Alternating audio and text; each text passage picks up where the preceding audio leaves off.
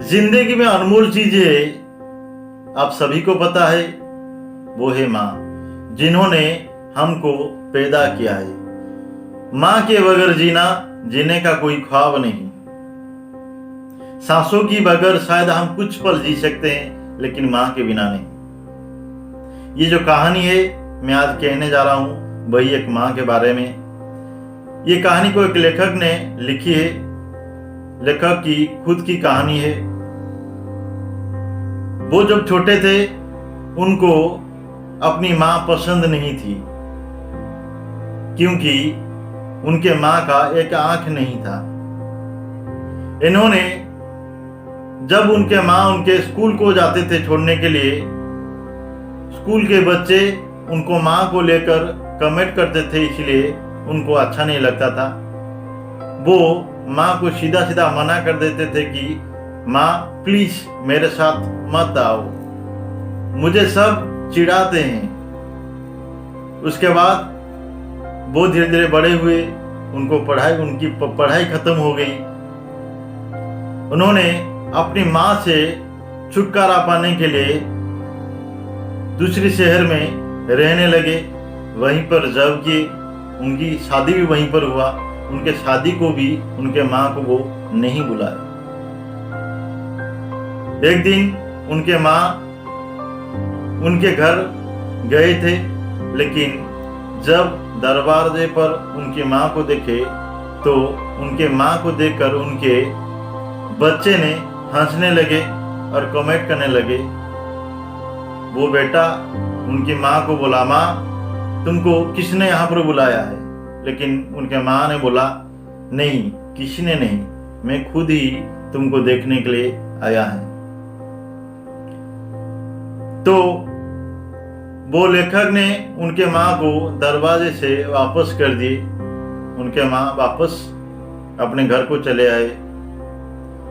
उनके स्कूल की golden jubilee हो रही थी, तो सबको बुलाया गया था।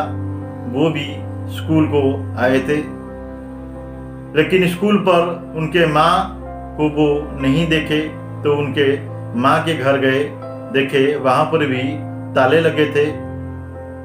एक पड़ोसी के पास गए, उनको पूछे उनके माँ के बारे में। उन्होंने बताया कि तुम्हारे माँ 2 महीने हो गए गुजर गए हैं। ये बात उनको बहुत अफसोस लगी और पड़ोसी ने बोले, ये चिट्ठियाँ तुम्हारे माँ ने मुझे देकर गए हैं। तो वो जब चिट्ठियाँ खोलकर पढ़े, उस चिट्ठी में लिखी थी, बेटा मैं तुम्हारे ऊपर नाराज नहीं हूं, लेकिन एक बात तुमको शायद पता नहीं है,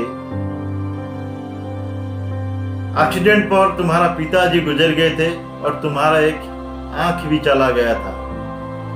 उसके कारण मैं अपना आंख तुमको दिया था, इसीलिए मेरा एक आंख नहीं है। छोड़ो, जो हो गया सो गया, मैं तुमको माफ कर दिया है। ये बात पढ़ते पर ही लेखक की आंखों में आंसू आ गई। उनके किए कर्म का पश्चाताप हुआ और वो समझ गए कि इस संसार में अनमोल चीज कोई नहीं है। माँ एक ऐसा अनमोल चीज है जिसके बगैर हम कभी भी जी नहीं सकेंगे। तो मैं यही कहता हूं, बहुत सारे लोग अपनी माँ को अपनों से दूर कर देते हैं। कुछ खुशी, कुछ आनंद के लिए हम अपने माँ बाप को भूल जाते हैं। मैं सभी को यही रिक्वेस्ट करूंगा, ऐसा मत कीजिए।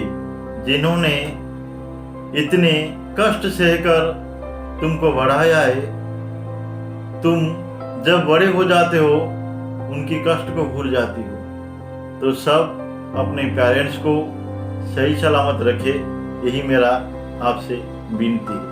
यदि मेरा ये कहानी आपकी दिमाग को बदल पाएगा तो मैं बहुत खुश होऊंगा। और यदि मेरा कहानी अच्छा लगा तो लाइक कीजिए, शेयर कीजिए और सब्सक्राइब कीजिए।